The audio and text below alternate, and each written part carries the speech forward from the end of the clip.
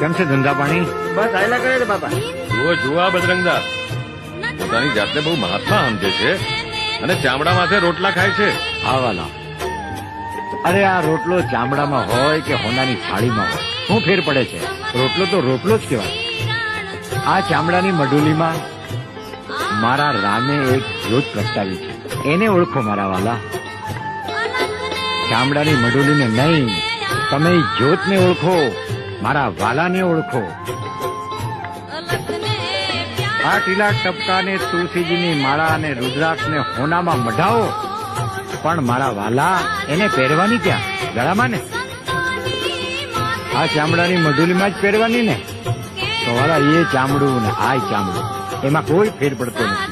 જેને ભાઈ મારા રામને ઓળખવો હોય એને આ મારી અરજ છે. બાકી હું નથી કહેતો કે તમને કે તમે હું ખાવ એમ તમે ખાઓ. વાલા આ મારી અરજ છે.